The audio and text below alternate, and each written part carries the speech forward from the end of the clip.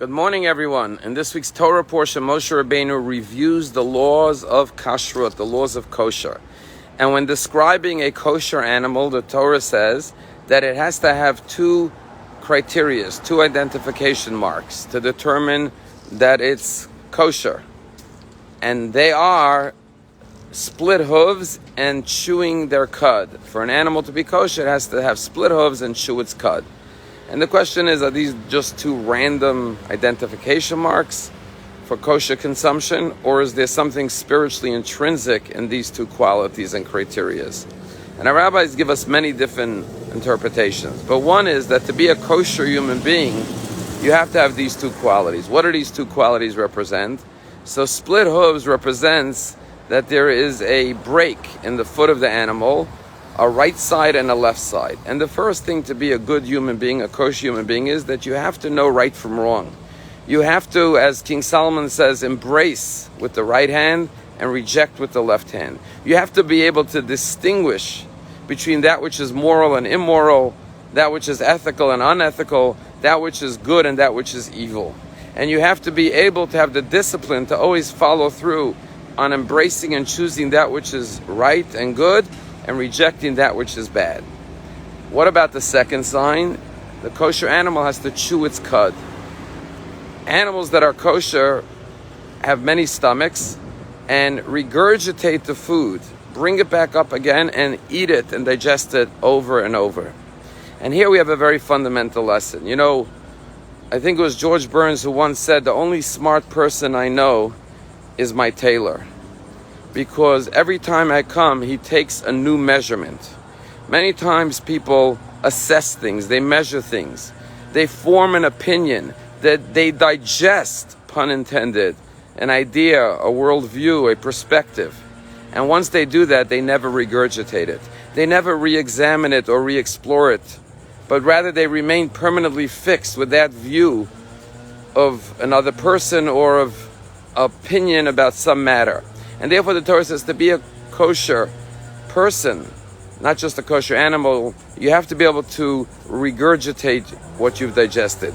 You have to realize that people change, circumstances change, you're changing and evolving, and therefore the views you've held don't have to remain permanent. You could alter, improve, change, or even admit you were wrong in your prior perspective. Always re-examine that which you have internalized.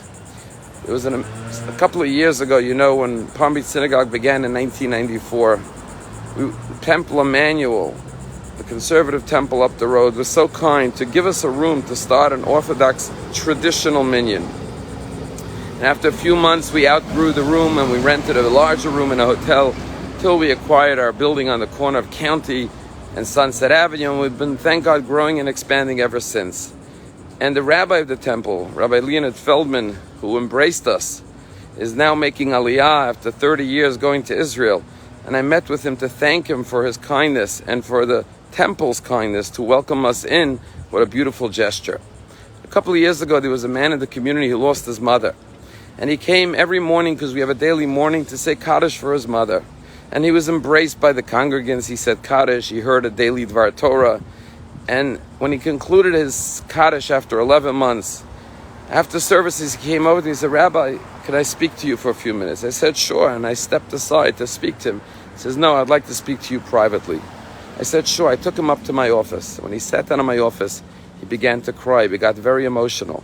I said, is everything okay? He said, yes, everything's okay, but Rabbi, I need to ask you for forgiveness. I need to apologize. I said, forgiveness? What have you done? Nothing. You're such a wonderful man. You've never done anything wrong. He says, Rabbi, he says, 25 years ago, when there was a meeting in Temple Emmanuel and the board to discuss granting a room to an Orthodox traditional minyan to begin services, I opposed that. And I publicly, vehemently said we should not do it. He said, now I lost my mother and I've been a part of this community praying every day for the past year. And he said, I look back at those words I've said and they haunt me. I realize what a blessing your synagogue is to so many people, and I cannot believe that I opposed it. Thank God my view is not followed. and they did grant you the synagogue. But I look back with such regret, and that's why I would like to ask for forgiveness. And I had such respect for this man, for his ability to look back and say, you know what, the position I held, the view I had was incorrect. And as long as we are living and growing, we have time to regurgitate, to rethink, re-examine, and admit when we've made a mistake. And all of us can always check ourselves, self-evaluate our beliefs and our thoughts, and make sure that everything that we're thinking and saying and doing is 100% glatt kosher. Have a wonderful day.